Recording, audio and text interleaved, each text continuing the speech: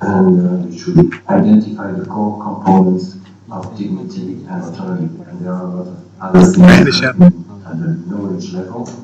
And see just to show you how what we can have. So we can be aware of fundamental human rights and dignity, autonomy, and privacy that must be respected. Another point is we should be able to review the potential nodes to inform ourselves and appropriately. And finally, at the highest level, we want the students to be able to implement the informed consent decision process for all patients undergoing imaging and therapeutic procedures, and another one is to be able to support the patient in decision making. So you clearly see that the further right we go, the higher the competence is. So in summary, what can I say? Well, first thing is that we really hope that this report will help the medical professionals and the regulatory protection professional to interact together with a common language. This report actually proposes a method to review the practices, as I just mentioned. It's very centered on the ethical values, and it should be able to make sure that people are aware of the ethical values that they are more or less explicitly applying in practice, and that will also be a good tool to help to solve ethical dilemmas.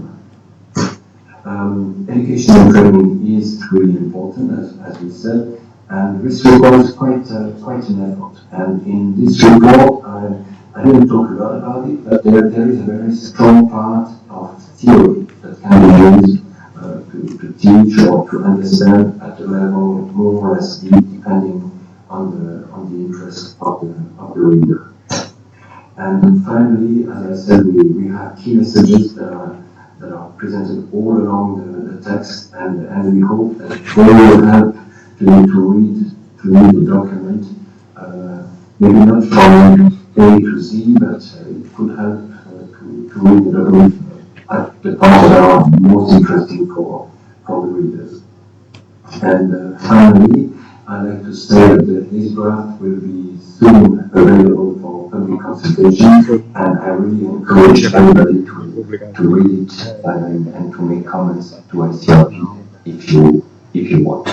So I thank you very much for your attention, and I hope it was useful.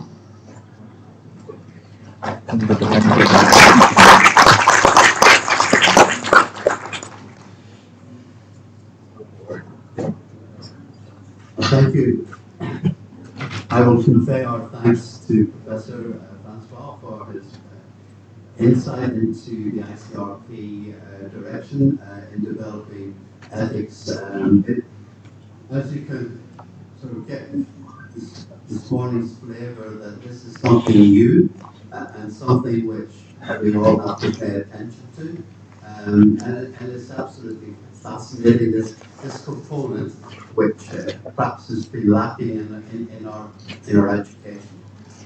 For the benefit of those who joined us later, on your tables we have given some handouts, not only the programme for today, but the one call for action survey, and as Noah said, sometimes it's very difficult to understand some of the values, what they're defined. So I'll give some definitions for the values which have been mentioned on the slides, and some of the scenarios which have been sort of stitched and put together for you to take away. Now, after coffee break, we will set to and do some real work, and I will give you some blank pages that will be handed out, and you will be in the groups that you're in at the moment, or if you want to move around, that would be lovely. And then my dear friends over here on my left will be walking the floor and helping you and assisting you in maybe understanding and complying. And then before all that, we we've got Professor Jim Malone, who was one of the men on the group responsible for developing this WHO scenario, which Emily mentioned. You will have the wonderful opportunity of addressing it. We will hand out the answers later, and hopefully Jim Malone will come online, and then we'll have this sort of session at the very end where we will be able to have a good discussion and get a feel for what we've learned this morning.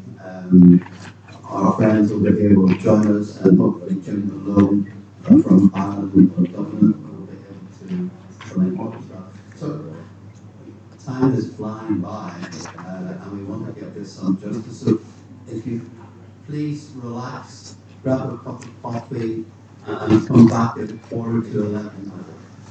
We're behind time, so 10:45, please come back into your maybe bring your cup of tea and have a stretch. Thank you very much.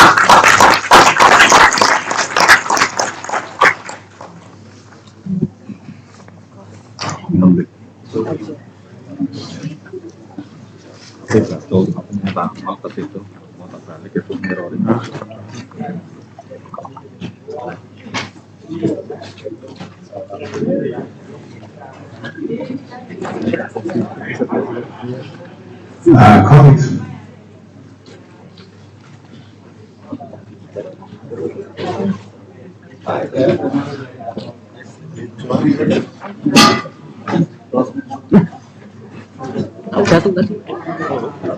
Yes, you remember?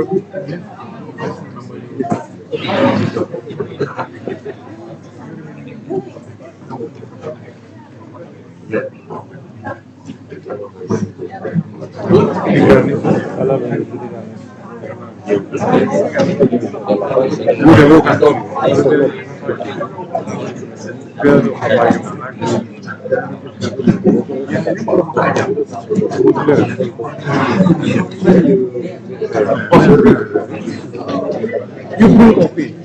Oh, kita ko nga dyan. Wala pa tayo space. Kailangan natin gumawa ng sa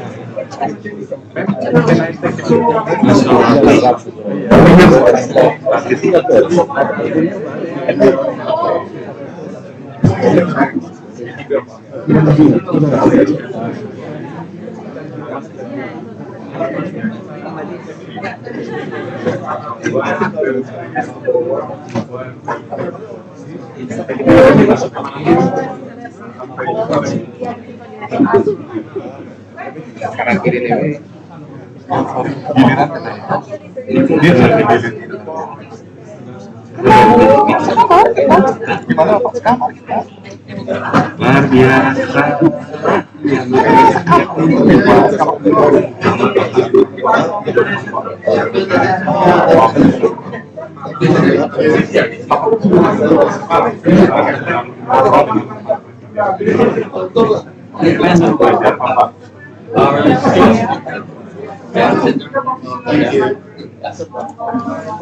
Gimana?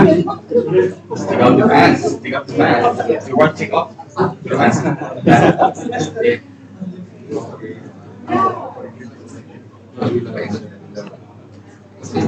Oh wow. Bisa. Okay. First sure? Yeah. 1, 2. 1, 2. Cheese. Indonesia. Okay, put some here. Small X-ray. Indonesia. English.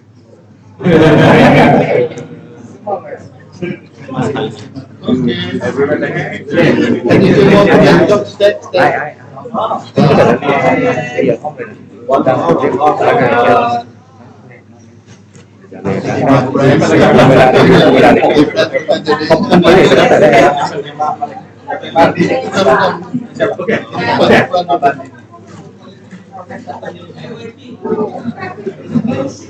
Do you want inside here? Yeah. He's our vice president. Inside. Oh yeah, good. Okay, one. Please you can take on the match. Match. You can take on.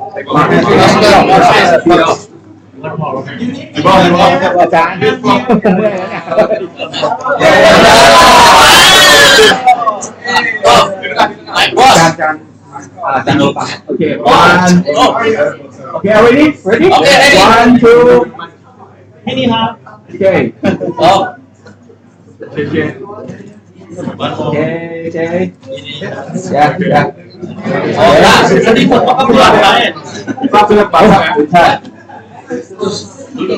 Gantian. One more. Okay. Siap ya. Oke. Satu, dua,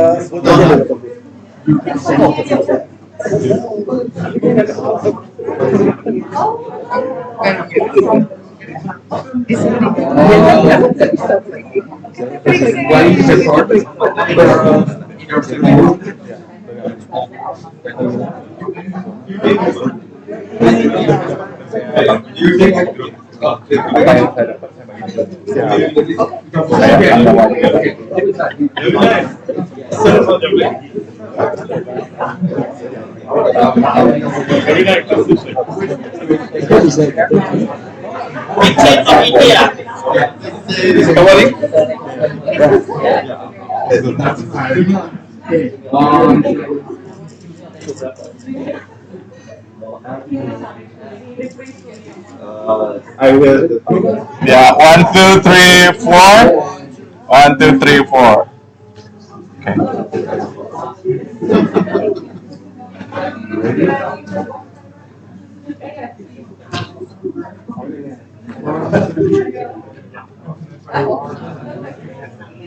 Okay.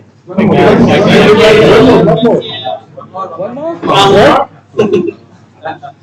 You need to go to see the booth.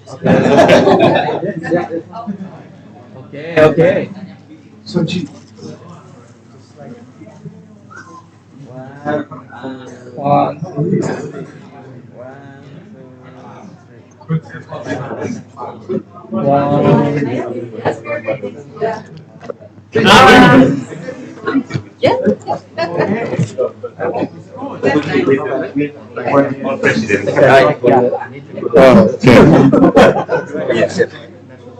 Oh, lovely.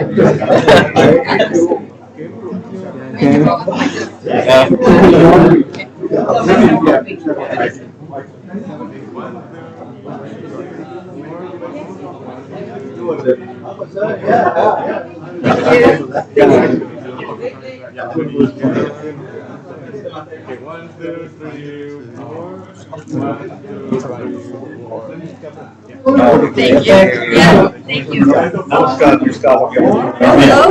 Very nice to meet you. So nice to meet you. Thank you so much.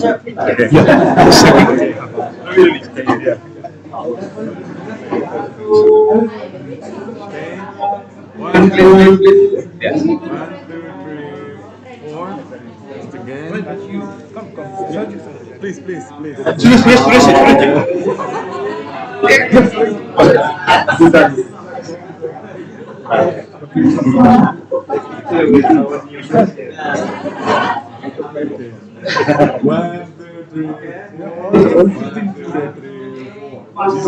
Everybody's Very white. yeah. Very white.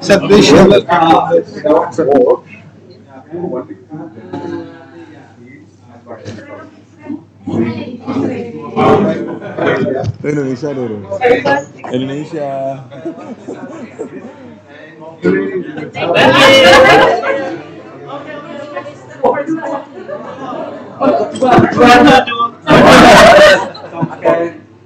Habis ini ke Bali kamu tuan rumah. Siap.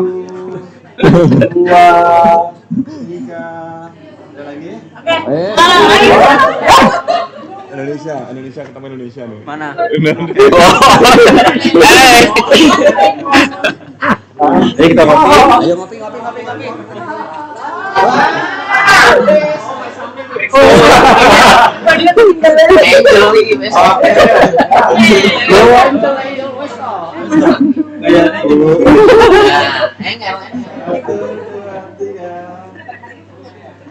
Oke, thank you, Presiden. Thank you, Presiden.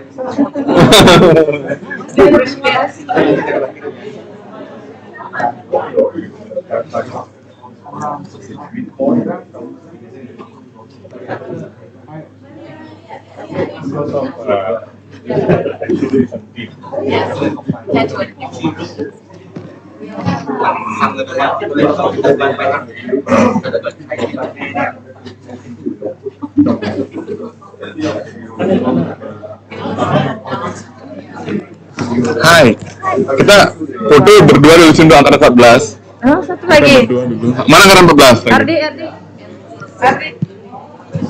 Angkatan 14. Angkatan 14, Pak. Terus bawa ini aja. Bawa nama angkatan aja terus kemana-mana.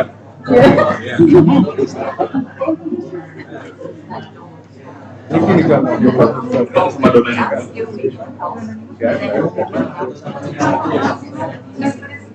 I hope you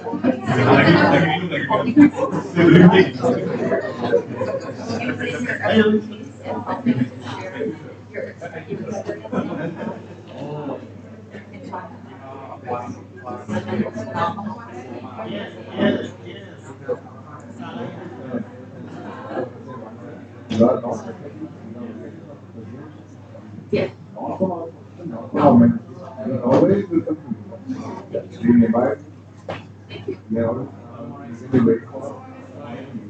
I did all the sense first year of grade school.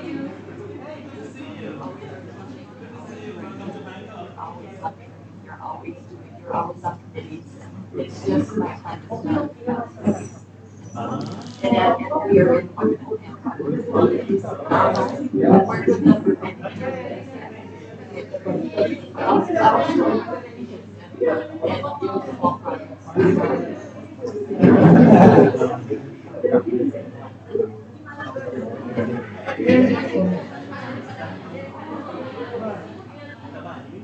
Oh iya.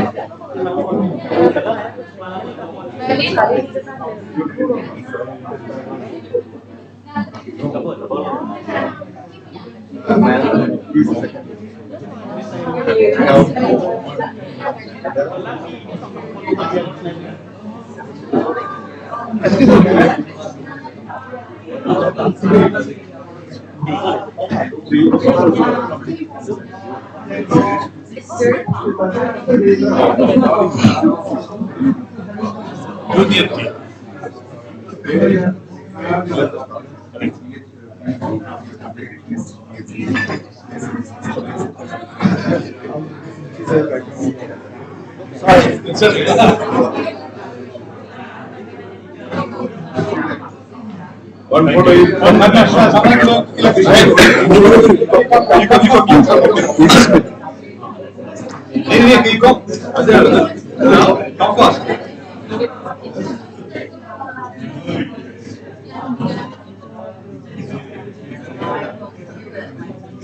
Thank you. Thank you. What's it? Oh, kita.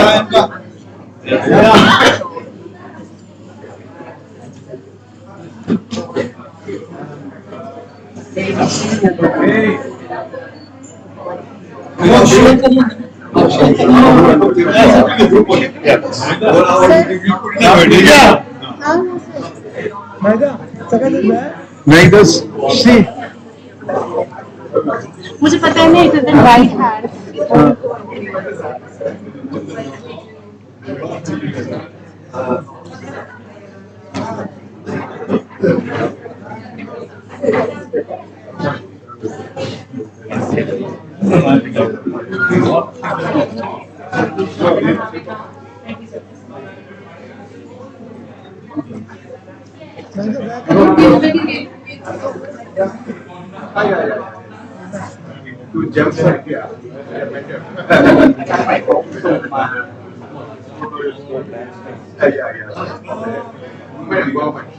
Thank you.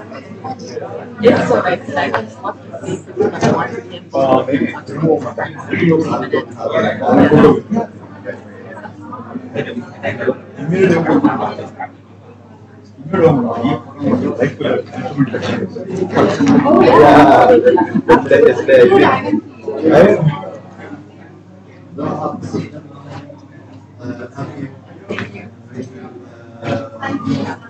I love to see women, so I'm so glad that you're giving them your expertise. Yeah. Ravi, humble jacket.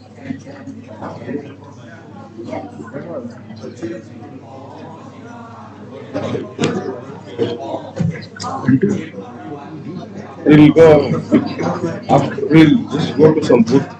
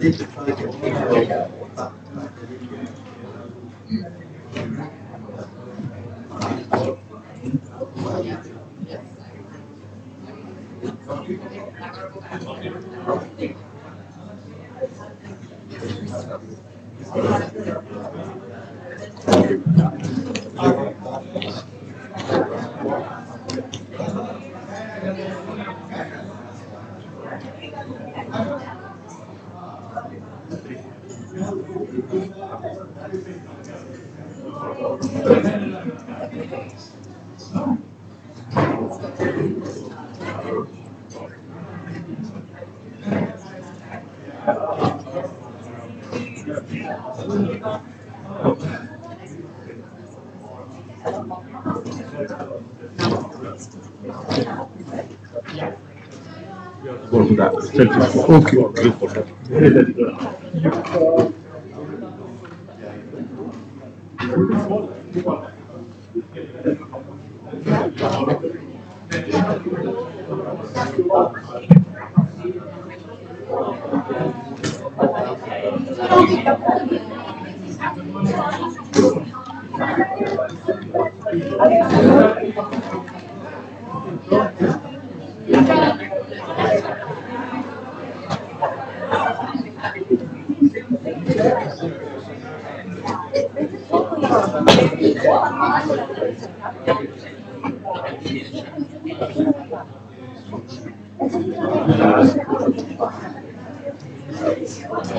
Yeah.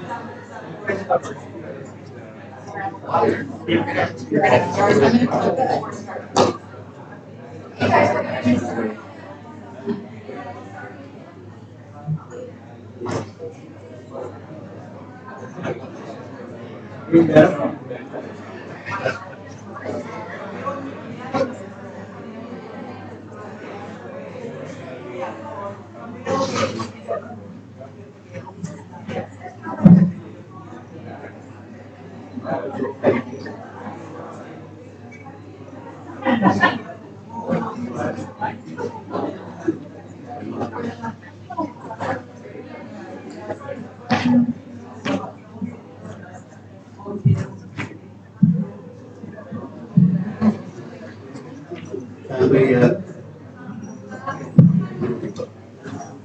hopefully, can you hear me okay? If you can hear me okay?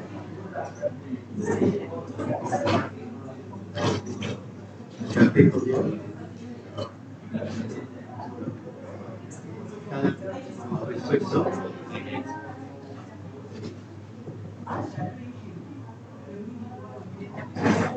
Hello?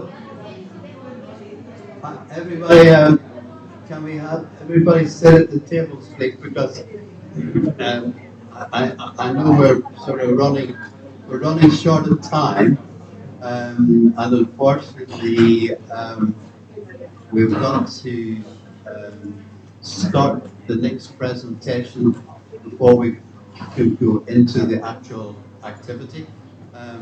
So it's without any further ado.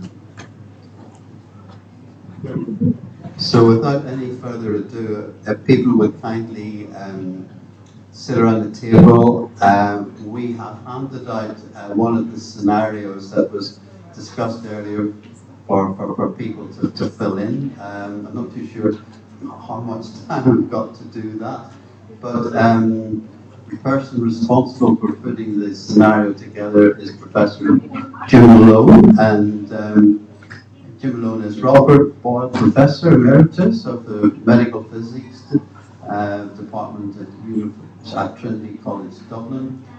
He's the Dean of the Medical School, or he was there, and he works regularly with various international organisations such as WHO, IEA, IEC, ISRRT, and the European Commission. He's an active researcher and has wide interest in humanities, and his recent publications include books on ethics for radiation protection medicine and on mystery and the culture of sciences.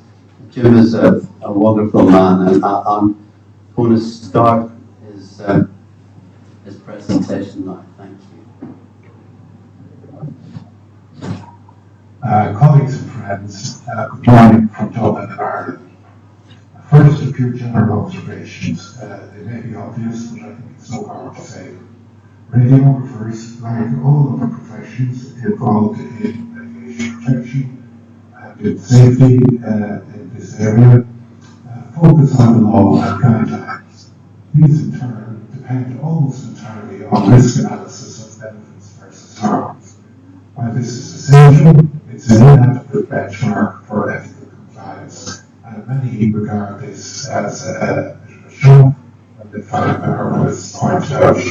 On the other hand, all professions would like to think they have a high moral standard, even though Irish writer George Bernard Shaw claimed that, here we have it, all professions are conspiracies against the deity.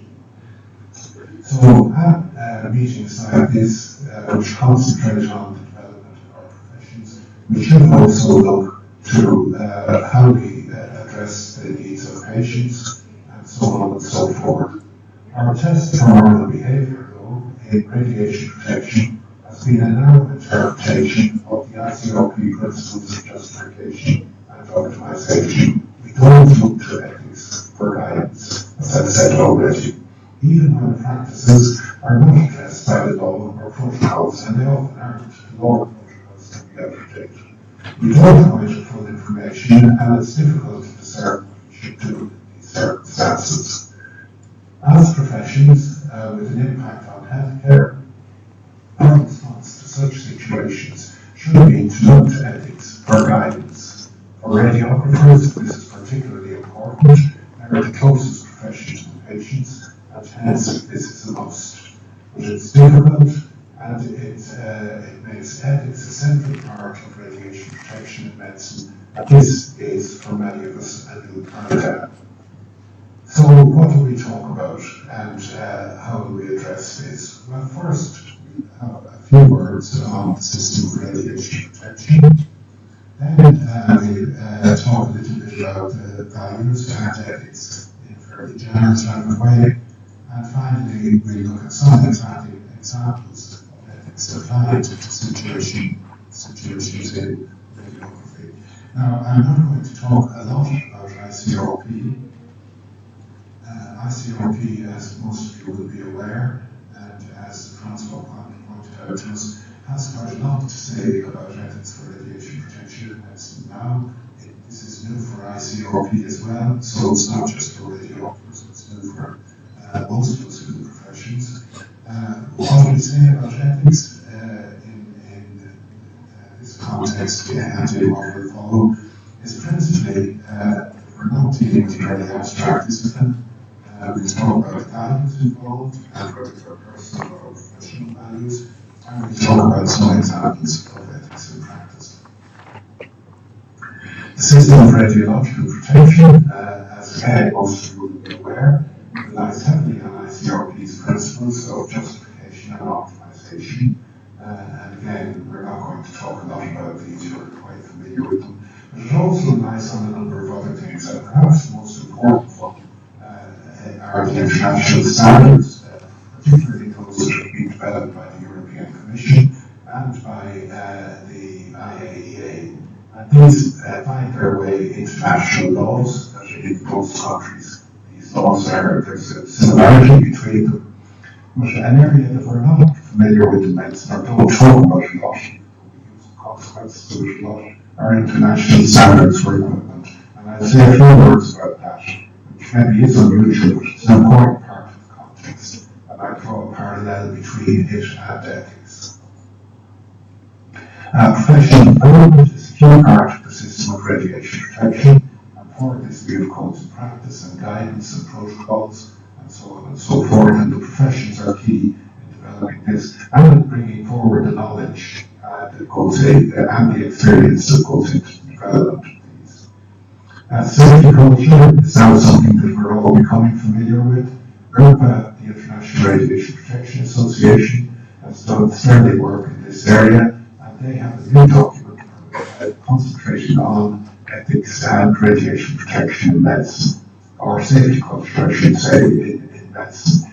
This is germane for ethics, And finally, ethics is something that's missing from the explicit considerations we have for applications of radiation and medicine in either therapy or diagnosis. But documents are appearing, and I'll speak a bit more about these as we go along. In particular, the missing ethics dimension, if we're to comply with medical ethics, the missing and all radiological acts are in fact medical acts, and as medical acts, they're subject to the requirements of medical ethics. So while ethics is missing, it's not reasonable that they be missing as part of medicine. So our system we need to look at in this sense that we have lots going on with laws and codes of practice and standards, but the ethics is missing, and we need to move in that direction. And likewise, even when we have ethical considerations, we tend to use our personal moral code, and that isn't enough for professional situations, because if it was enough, Donald Trump's code of personal ethics would be quite adequate for professional matters, and it will be, obviously. So we need to move towards ethics to include it, not to abandon these, but to include ethics. And we need to move towards having a professional framework for ethics and not just rely on our personal moral codes. A few words then on WHO, and WHO has produced a policy brief for healthcare providers. It concentrates particularly on medical imaging, but I think it would be relatively easy to extend these considerations to therapy. Some of the things it has to say, our WHO has to say, are very important and they're very central, whether it's for imaging or therapy. And the first is that there's no ethics-free space in medicine. That there's a requirement to have a system of treatment and diagnosis that's compliant with medical ethics. And the ethical framework is in fact an umbrella framework for all of our activities. As well as that, medical ethics has a deep background in scholarship. There's a lot of work done over centuries, there's a lot of research, and there's a lot on how to apply ethics to very specific problems, many of which are new. And there's a long experience in applying medical ethics to new problems. So we need to take this into account and to explicitly use this framework when we're applying ethics to radiation protection in medicine. An example of an ethics, part of the ethics framework is the oath of Hippocratic oath, which requires that we do no wrong, or as far as is possible, and that we try to do some good. An additional part of this, or not an additional part, an extension of this, is the Declaration of Geneva from 2017. And this is essentially an updated version of the old Hippocratic oath. It's the Hippocratic oath for our time. And it has a very important addition, and that is that it emphasizes the dignity and autonomy of the individual, which didn't tend to be emphasized in the old Hippocratic oath, and certainly isn't emphasized traditionally in radiation protection in medicine, and indeed in radiation protection in general. More generally, there are a few aspects to the WHO policy brief which really relate to how it addresses many other problems in medicine. And the attitude to uncertainty in WHO system is quite different to the attitude to uncertainty in radiation protection. And the notion of risk is different in medicine from the notion of risk in radiation protection. And finally, there is a sense in which problems in general should be viewed using the ethics lens to identify how we might address them in the best way possible. And this hasn't been part of our tradition in radiological sciences in medicine. So this means that the WHO policy brief brings quite a new dimension to this situation. And the WHO policy brief is available as a free download. It's only 6 pages, and I would suggest you read it. It's only 6 pages of text, and there's a very good example in it as well. I'll briefly mention imaging standards because we don't think about them a lot, but these are critically important. In Europe, we get the CE mark when the equipment complies with the standard. The single most important radiation protection device and more problematic radiation is removed from exposing humans, either patients or staff, by one single device, and it is covered by industrial standards, and that is the X-ray tube housing. If that wasn't there, we would be much, much more exposed to radiation, and we've seen movies that emphasize this. There are about 75 other equipment standards, and these are a silent partner to the efforts of professionals in radiation protection and medicine. But they protect from enormous amount of the photons that are actually produced. And I would suggest that ethics has been a silent partner also, and we need to make ethics much more explicit. The industrial standards would also benefit from more attention from the professions. But for whatever reason, there's not enough time spent on it. So we move on and talk a little bit about ethics itself. We've been talking about the context. So what is ethics for this discussion?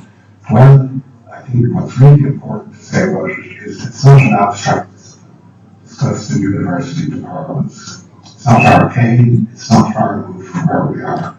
It's really dealing with what Dr. X should do about problem Y today, or how Mr. or Mrs. or Ms. X should behave with respect to problem Y in dealing with a patient today.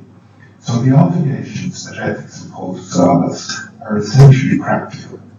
They're not abstract. They're not way up in the clouds. The obligations are very ordinary and they're very numerous, and they happen every day. But we're just not alert to them. We're not sensitized to them. And I think this is really critical. The final thing I would say about ethics at this stage is that our personal moral compass isn't enough for professional situations. And there's a lot in this one single slide. We're dealing with very practical matters, but our personal moral compass isn't enough. We need to sensitize it by reference to formal structured approaches to ethics. And what we're going to talk about for much of the rest of this talk is a set of values that will help us to do this. First, a few words on when ethics is absolutely essential. It's essential all the time in medicine as well, because we're dealing all the time with ethical acts. But often the rules of practice help us to deal with the ethics issues without being conscious of them. Or help, if you like, they're not as good as ethics, they help the ethics situation without having to think about it. Ethics is essential when we're planning new services, and particularly when these new services are patient-centered, as it's supposed to be now under the advice of the WHO. But because the system of radiation protection is often based on the law will be 10 or 20 years old at the time, and it often isn't adequate for new developments. So we need the extra guidance of the ethics lens when we're developing new services. There are many situations like the one we've been talking about, where the law and protocols are either confused, they're out of date, they're not maturity, or they're inadequate for what we're doing. In those situations, we need the ethics lens to guide what we're doing.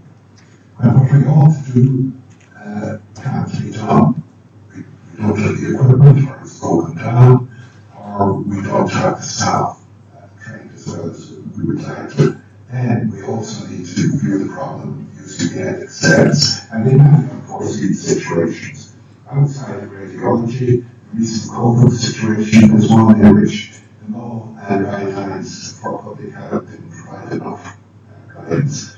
And people turn to ethics, they use prudence, very important ethics value, we talk about it a bit more, and they also use solidarity in dealing with populations.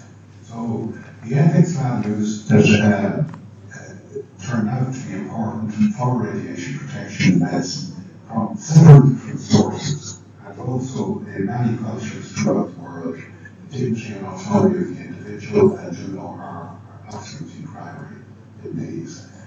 Justice is very important. You won't hear it spoken about much in the radiation protection context, but it is very important, and we miss it all by not addressing it. Prudence and honesty, particularly in providing information.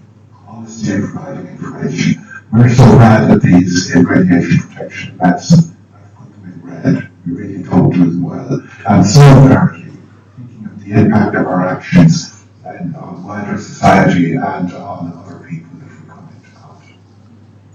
Mr. President. These would be agreed by ICRP and in general, and they also have very wide cultural basis. Sustainability, equity, inclusivity, transparency, and confidentiality, all of these are important. Now, in addition to talking about all of these, we are going to take an approach that allows this group to be applied, and you can apply the same approach in many different situations. The values that are accepted are presented in tabulated pairs in ICRP, and this is one example. And these are the pairs. They're globally accepted in a consultation around the world with these, and there is growing acceptance, although globally time, and there's a difficulty in different cultures. And with regard to specific issues on radiation protection in medicine, there's very good information available now. WHO policy brief is open access, it's free, can be downloaded free from the website. It's all things, the journal, published literature, a book that I will reference in a moment. I will show you a copy of it. It's owned by myself and others. It's available now on open access. It's available in the electronic version. It's a free download from the publisher. Not ever did, so this has been the case. And ICOP topic group 109, it's not 10, 109, will be shortly putting out its report for comment, so you'll be able to see what ICOP is doing. There are also very valuable information and approaches in looking at the approach to other professions, particularly in public health and in the humanities. This is a publication on ethics for radiation protection in medicine, in which there are 20 examples done in detail and discussed in detail. And as I say, it's a pretty electronic version, it's pretty downloadable. So there's very good, very accessible information from WHO, ICRP, and the literature. So a few examples, and we have to look at these quickly.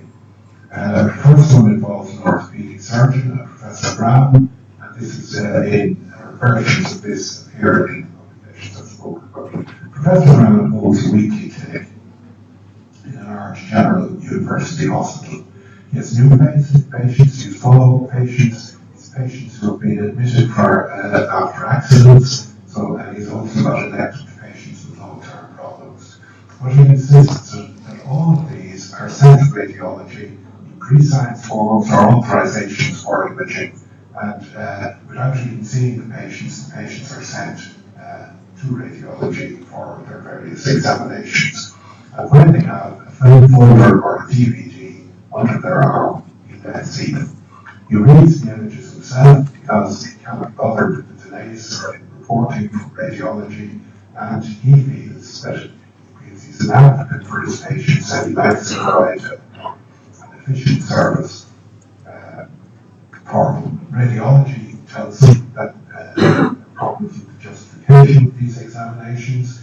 He isn't worried about that because he feels that in providing an efficient service for the patients, he overrides radiology's problems, and the hospital management are afraid to send his visits elsewhere if he doesn't get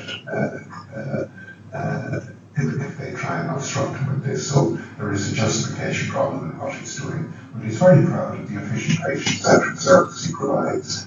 The evaluation methodology that I've spoken about is that the dignity or the value pairs, and we're just looking at 5 of them, Dignity and autonomy, beneficence and non-beneficence, that's do no harm and do good. Justice, solidarity, prudence and precaution, and honesty, transparency and accountability. If we look at these and we see under a column that says yes, Y for yes, if there's good compliance with that value, and an N for no, if there's poor compliance. And you can have situations where you've both a bit of compliance and a bit of non-compliance. Under dignity and autonomy, we have very substantial non-compliance because the patient's history and the patient's wishes aren't taken into account. It's the same for everyone, regardless of their particular situation or wishes. Under beneficence and non-beneficence, do no harm and do good, there is a significant probability of non-trivial harm that can arise from these unnecessary X-rays, and that is ethically unacceptable. Under justice and solidarity, there is a very poor use of resources, and there will be significant costs to patients if they're private patients, and if they're public patients, the insurance or the state will be paying unnecessary expense. So there's a significant problem there. But in terms of solidarity with his patients, Professor Brown is obviously he has some solidarity with his patients in his wish to provide a service or an efficient service. Under prudence and precaution, there's serious lack of prudential thinking here, and under honesty and transparency, there's particularly with regard to providing information to patients, there's very poor performance. I'll go to a second example, which involves a radiotherapy situation. This involves Ms. Ashley White. She's a new employee in a small radiotherapy centre, and during her interview, she was asked if she was familiar with brachytherapy. She said yes. In fact, she wasn't a practitioner of brachytherapy, but she had been at lectures and had seen demonstrations.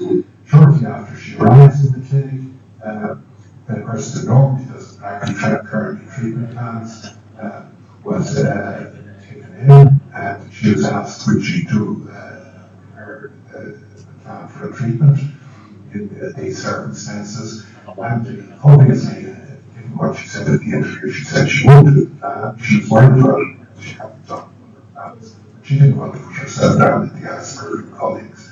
Her lack of experience was maybe worrying to her, but she did it very carefully and she spent a lot of time on it and delivered the plan. And the patient who was already in the clinic by their treatment started. She went home very pleased with herself, began to go over what she had done, and found an error in what she had done. Now she was very, very worried.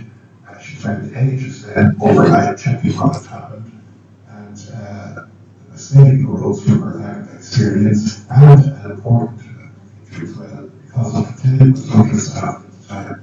There was no second check on the plan.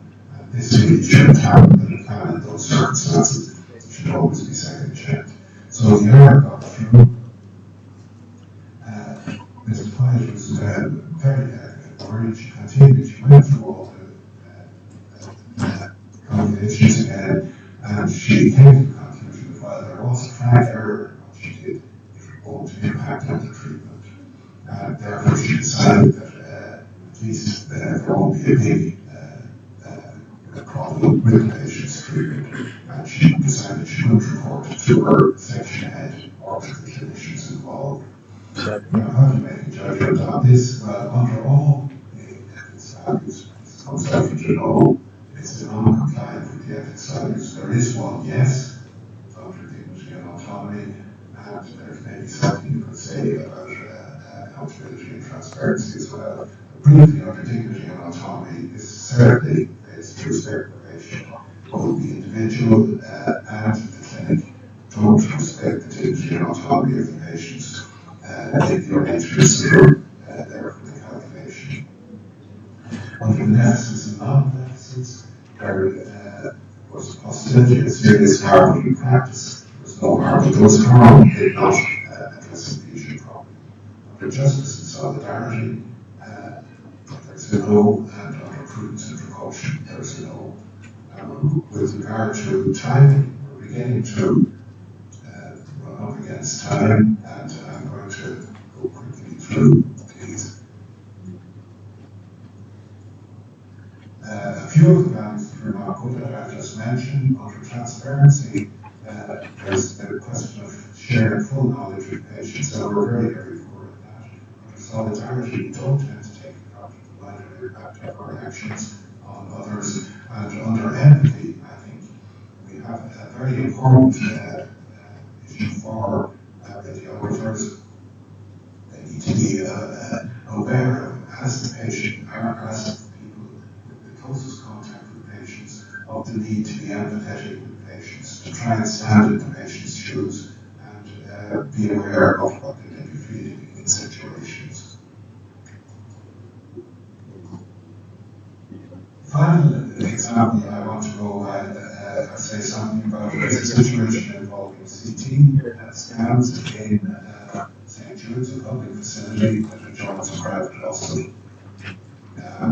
Both have CT scanners, the equipment of the private is newer, and the public hospital lacks capacity, so it's always looking for extra capacity, so we refer some of its patients to the public hospital. In the public hospital, the TRLs are exceeded routinely and no action is taken to correct this. Audit shows that older patients are preferentially referred to private. Again, further audit emerges that this is because they have better insurance. Very briefly, we can say that the dignity of autonomy isn't what we're looking at here, because we're looking at it almost a policy that applies to many individuals rather than just one. Beneficence and non-beneficence is a poor area of it. By referring younger patients to a higher dose situation, they're preferentially getting higher doses. That's ethically unacceptable. It's again very poor use of resources. It's poor confidential thinking. The way policy is here, and under honesty and transparency, the patients, if they were made aware of the situation, some might elect not to have the examination or to pay for it themselves to be referred to the private hospital. We have here an example of a pregnant patient involving IVF. I won't go through this, but it's also the basis for the example you'll be given, and you'll get some guidance from this if you choose to refer to it. So, in summary, moral compass and professional ethics, I just want to come back to a few comments on this. The international system of radiation protection, as we're aware, it involves all these codes, guidelines, and so on and so forth. But an AAPM survey, the codes and guidelines, as we've said, are not enough. We need to have an awareness of the ethics. In my own profession, which is the only one I know that's had significant surveys, about half of those surveys say they've had ever encountered an ethics problem at work, which really means they don't have an ethics sensibility. The codes, guidelines, and so on are not enough, even though the professions don't seem to feel the need for the ethics. The ethics is an essential problem. It's also the case that the profession's professional ethics isn't cultivated enough, and where people do sense the need for ethics, they have to resort to personal moral compass. Again, that isn't enough.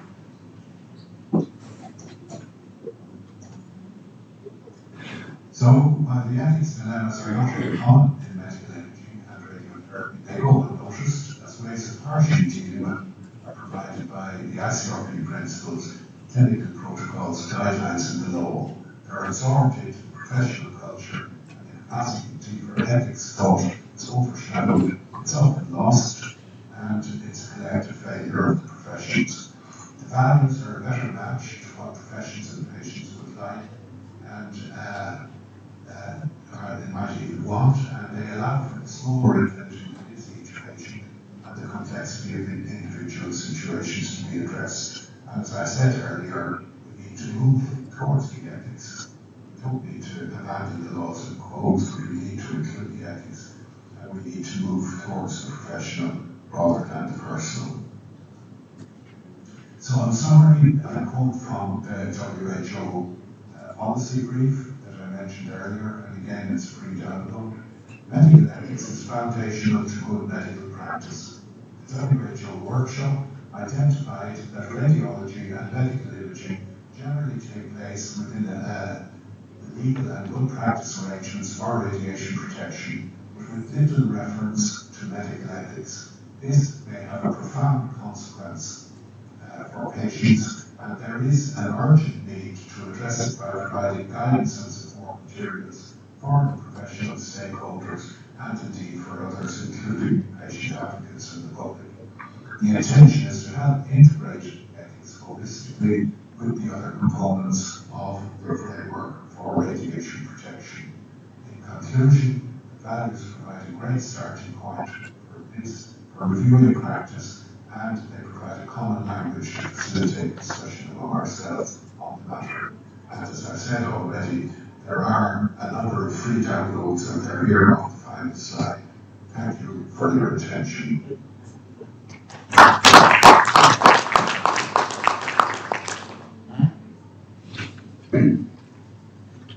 Jim is a personal friend, and you can see his artistic traits.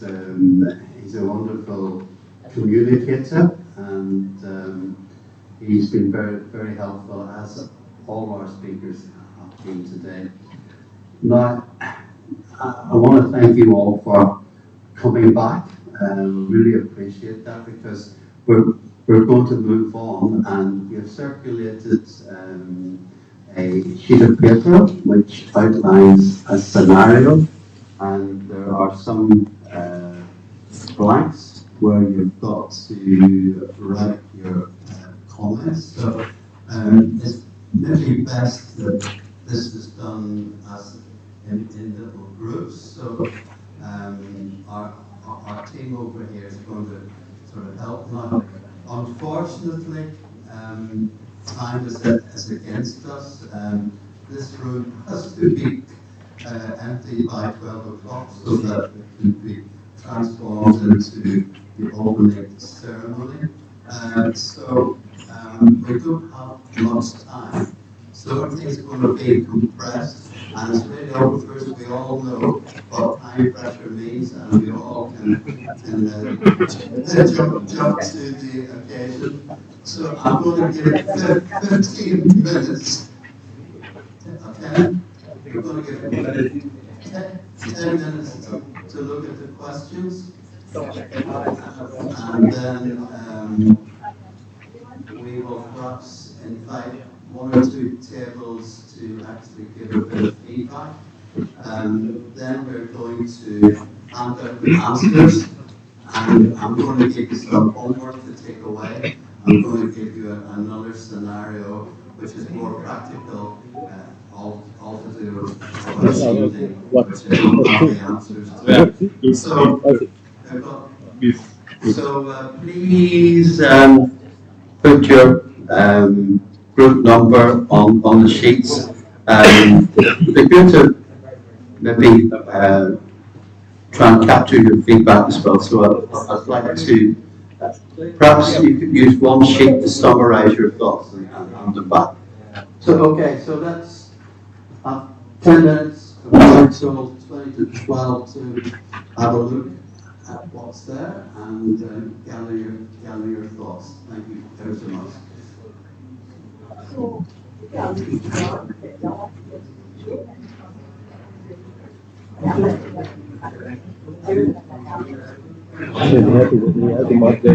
Yeah.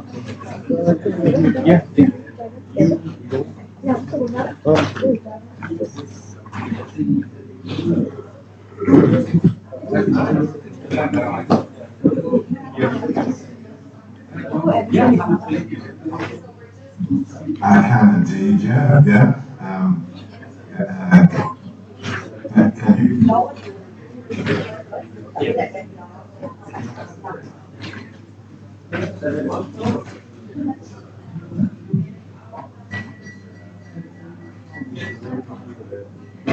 So many people here together.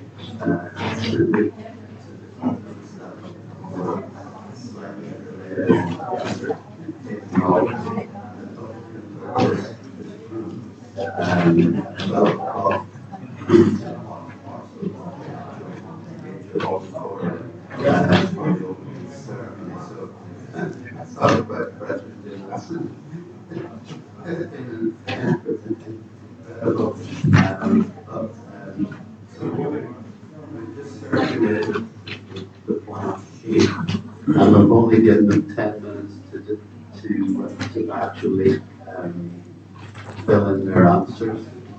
So in 10 minutes time, we want to try and invoke some sort of response. So that would be good. So if some of the questions come forth, I hope they will. You can start to answer any particular. But all the talks went really well. And really talk have to die. So look for others and have to do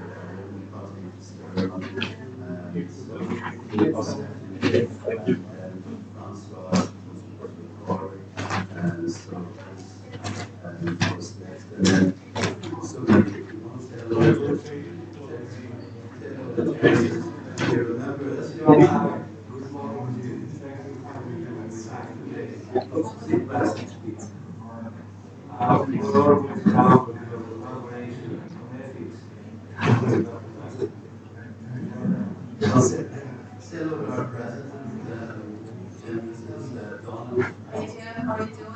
Fantastic talk. It was fantastic. It was wonderful, and I appreciate all your words.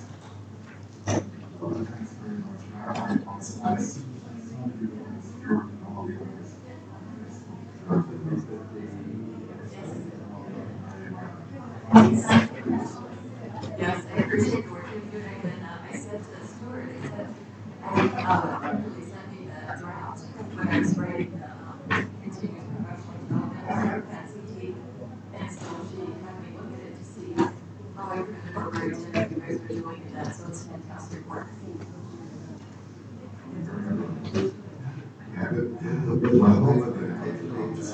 Like the artistic slides, you put a nice little color filter. Absolutely fantastic.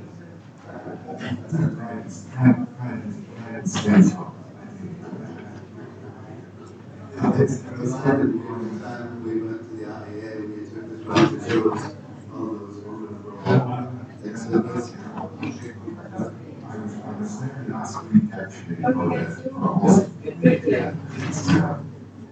it's interesting, it's usual Austrian ultra it's very defeated.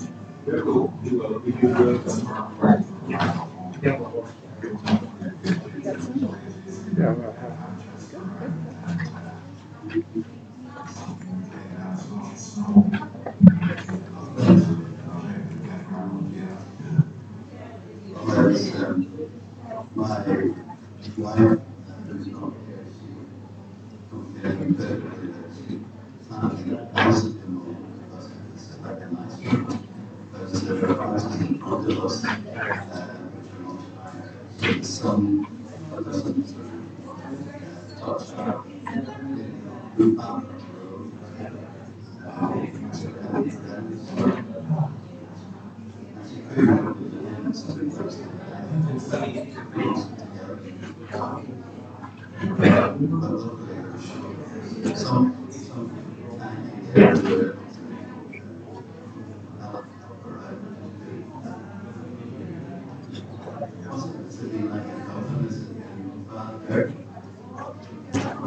It's not snow, but it's very, it's colder than I remember in recent years anyway, one temperature went down to -10.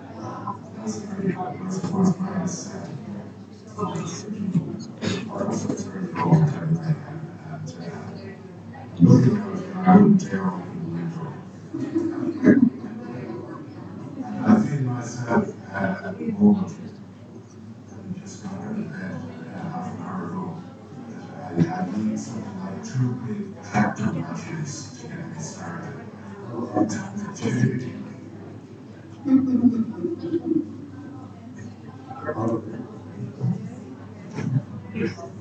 How are we doing? Anybody ready to talk to us? We're a few minutes early, but we want to use our time. We want to make sure that we hear from you guys. Any table ready to give us some feedback? Okay.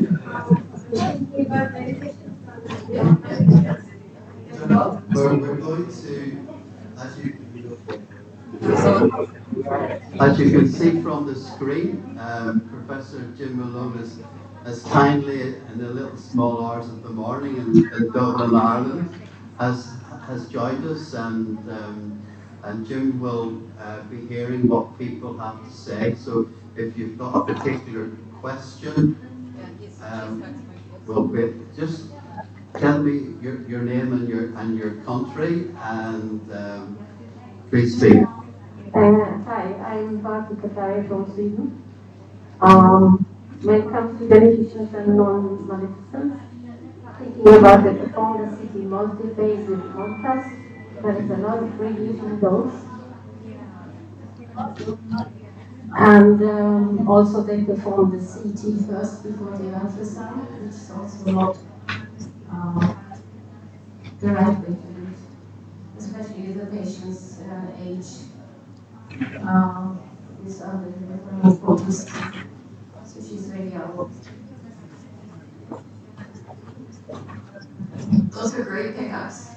I'm hearing you say that they do the CT before they do the contrast, and so they sometimes aren't doing them in the right order. The CT before the ultrasound, and they're sometimes doing, what was your other scenario that you were saying, so Jim can hear?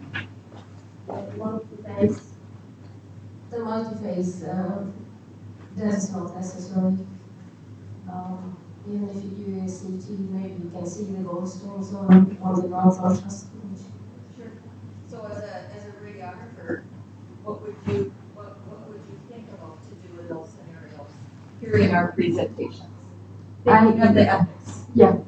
I would have called up my radiologist and asked him if this was the right examination to do in the first place, the CT.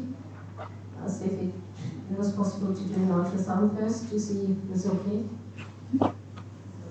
Wonderful. Wonderful.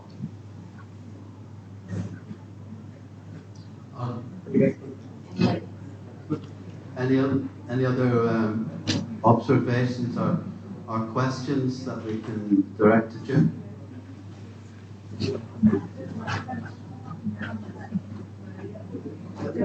Yeah, I think I'm from Sri Lanka. I think for all the aspects, so the radiographers have done the wrong thing, they have not justified. So instead of doing the clinician ask for a ultrasound examination, instead they have done a CT. So it is just all wrong. So that means all the aspects they have. They cannot be, they are all wrong. Everything is, you have to put a zero marks. That's what I have decided. Anybody else? Yeah. Good afternoon, everyone. My name is Ernie from the US. In this scenario, I've seen a lot of inappropriate actions from the staff of the hospital. Well, number one, in the US, you do not perform a procedure without the order of the physician. And doing a CT ordered by the staff, that's a big no-no. Because again, number one is the risk of radiation exposures unnecessarily. And also the fact that, just to appease or to impress a board member of the hospital, you will do something that's not necessary. That's a big no-no for us.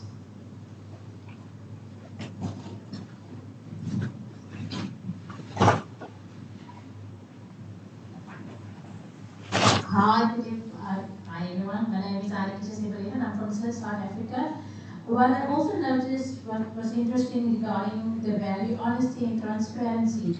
The doctor that was referring the patient, he wasn't honest. because he had a suspicion that the patient might have a gallstone. So if he indicated that on his referral letter, the route of referral might have been different. So the patient was maybe sent to ultrasound first instead of going to CT. Anybody else?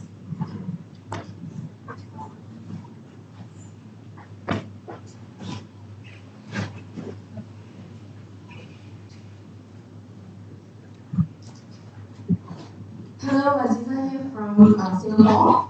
So I would think that we have to look at the underlying diagnosis. What is the suspicion in the first place to see whether the patient is symptomatic or not? Because gallstones, if they're non-symptomatic, then we should start with the ultrasound first. And if there's any root of suspicion, to look for acute cholecystitis operation or hepatic abscess, then we can probably proceed with the CT after. So justification-wise, probably it's best to be ultrasound and then CT if there's an underlying need and if the patient is symptomatic. There was another part where I realized that the patient wasn't honest on the fact that she was having an IVF procedure. So I think it's a two-way thing where there has to be a proper communication and rapport with the patient as well to understand the need of the request. Yeah. So that's my comment.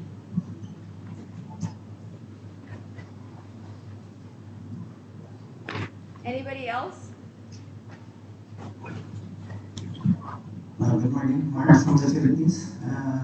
Similar to what the others have said, I'm also looking on the motivation of the attending physician, why he have omitted the referral of the gallstone as part of the procedure.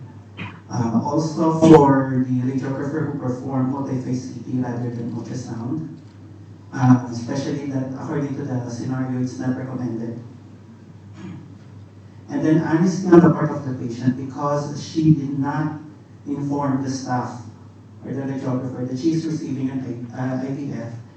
And anytime she might be considered as a pregnant woman and should not undergo any CT examination because of the radiation dose. Although the staff has explained the radiation risk of the CT performance, I think one of the role as the radiographers on our part also is to check and explore patient history, because that might give us a key on the proper way on how we could handle the scenario or the case that is referred to us. So that's all. Thank you.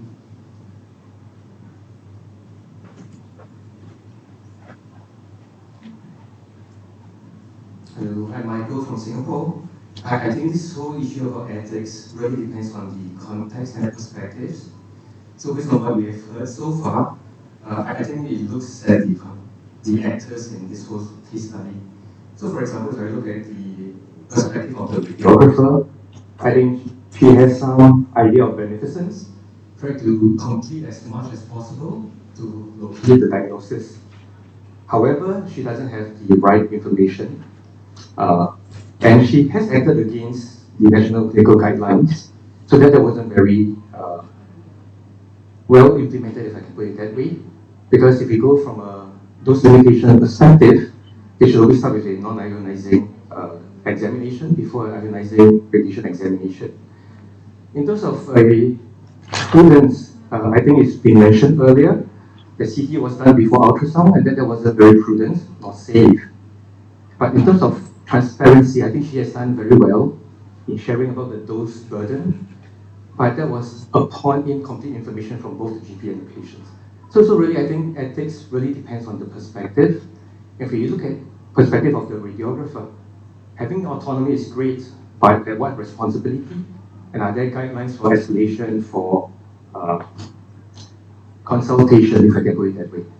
Yeah, yeah, that's all. Thanks.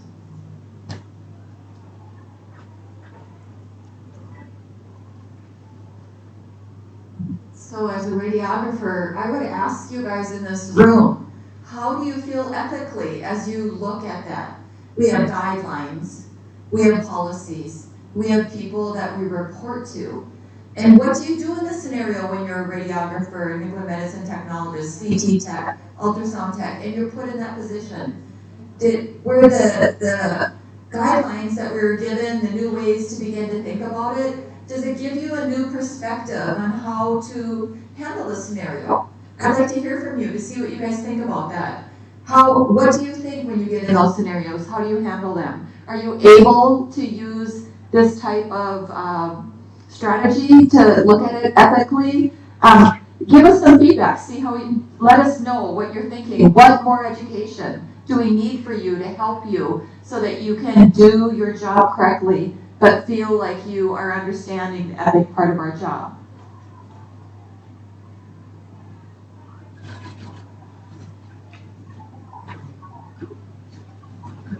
Don't be shy.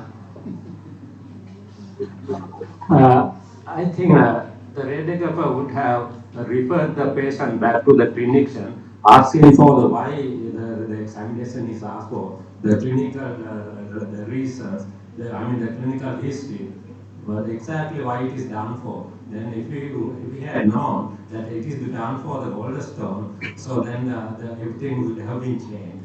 That's my opinion.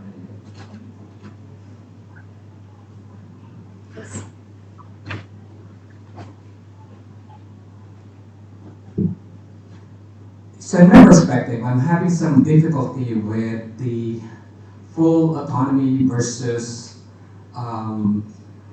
conflict, because so when you say full autonomy, this is the ability to decide as to what procedures to perform.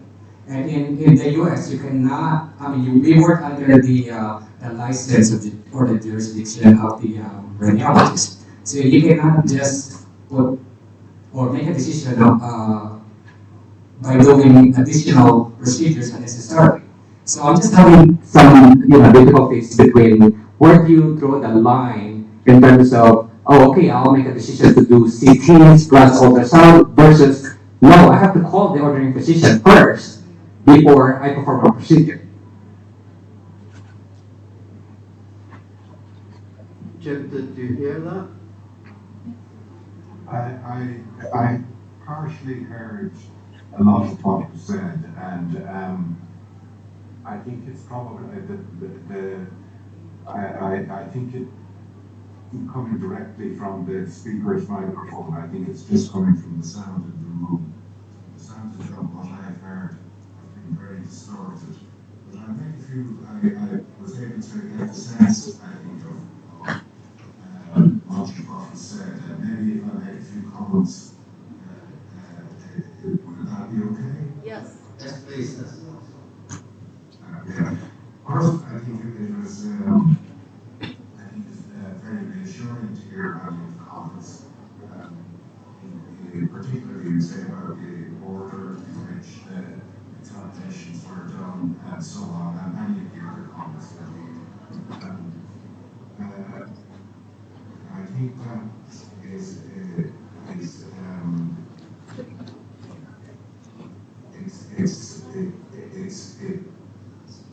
reassuring about the way practice happens, let's put it that way.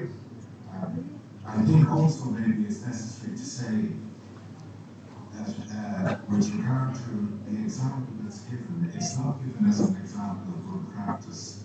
And if it says this at the very beginning, and it's important to realise this, that when the scenario was put together, it was put together as an example of what might happen, or what could happen. It's not an example of what should happen. So it's really almost to provoke comment, and most people comment very well on it in that sense. It's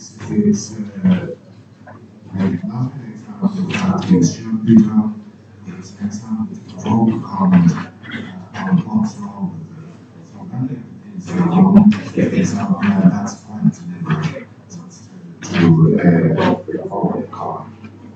Sometimes what you see is as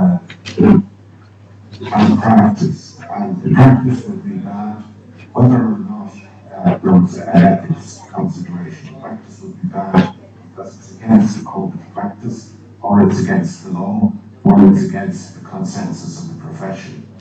What we would like you to do, and what some of you have done, is to, as the President said a moment ago, is to look very specifically at this and many other things you encounter every day. Maybe to try once every day to look at one situation in terms of one of the values. So, for example, if something happens during the day and you wonder if it's a good or a bad situation, look at it from the perspective, was this proved? And you can begin to get experience at thinking about what is proved. Likewise, you could look at it in this, were we honest with the patient? And you can begin to get a bit of experience on making judgments about that. Now, for radiographers, I think they're in the front line in many of these things. And issues like honesty with the patient, or issues like empathy. This, for example, we didn't try to make judging time. In this example, the staff would have had a lot of empathy with the patient and would have scored very positively in this example. But what really is I need to take away message from all the speakers is to begin to use ethics to enhance how you think about situations you encounter in your practice every day. Pick one value and look for a few days or a week, how are things we're doing improvement? Just use that as the lens. And use it separately from your normal instinctive reactions to situations with regard to code practice or codes of practice or law. You need to use the ethics as a framework in its own right.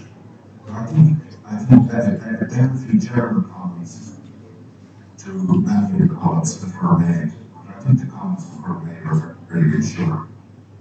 Thank you, Chair. Thank you very much, Jim, and I'm sure everyone in the room appreciates the fact that you're up very early in the morning to undertake this feedback session, and let's give Jim a warm round of appreciation. Jim is so up here, it's unbelievable.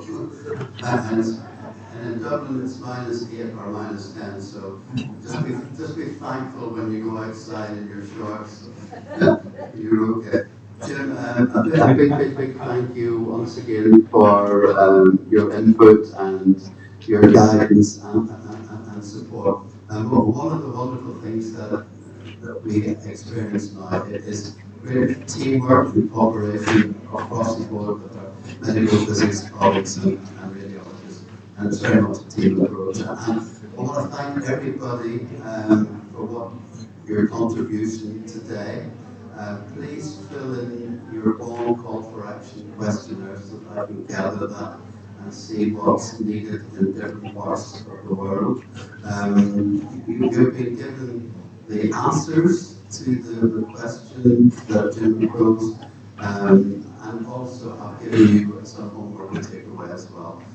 You can feed that back to me. There's no particular answers for that. You can develop the answers yourself and feed them back to me.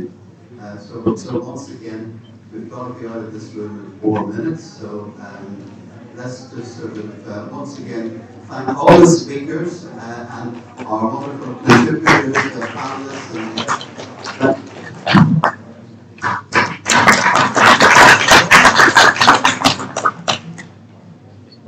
Jim, thanks again. We're going offline now, I guess. Okay, you guys, thank you very much. We know that around the world our laws are different. But as we were talking from the strategic goals from the WHO, they are asking us to say we have a piece missing. We have justification, we have optimization, we have ALARA, and now we have ethics. So we will have to, as our own voices radiographers, figure out what needs to be in our guidance documents. And we'll be calling on you to give input to us so that we get the right information. So begin to think about the scenario. We will learn how to incorporate that in our education, and we'll be needing your help as our members to get the right stuff when the stakeholder meetings happen. So thank you for that feedback, and make sure your surveys are done so we represent your voice, and thank you for coming to the workshop. Great, thank you guys. Have a great rest of your conference.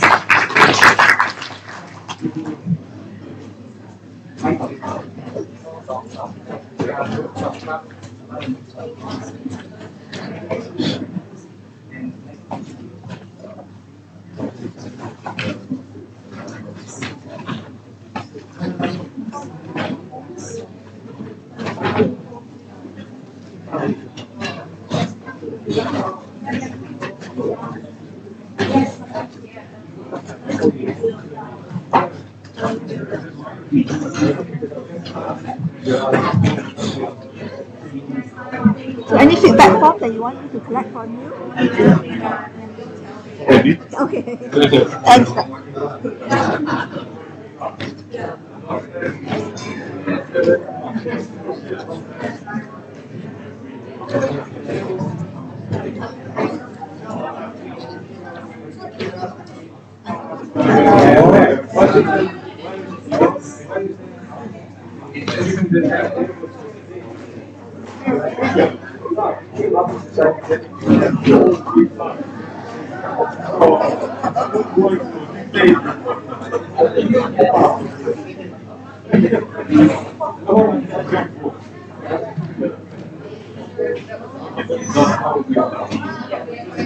Thank you, Professor.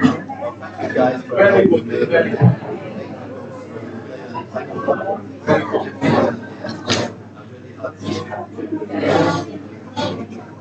I'm going to my room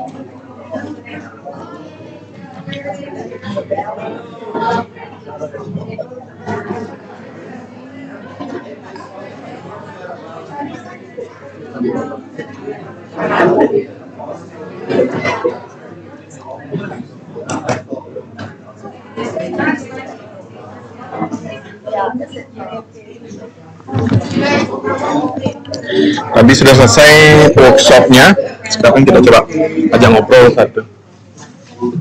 Bu Dona, kita interview dulu dengan sejawat di Indonesia. Bu Adin ini juga, ini kita lagi live, begitu. YouTube. Yes. Perkenalkan di sebelah sana ada Ibu. Bagaimana kira-kira pelaksanaan workshop di sini? Apakah ada inspirasi atau apa tadi?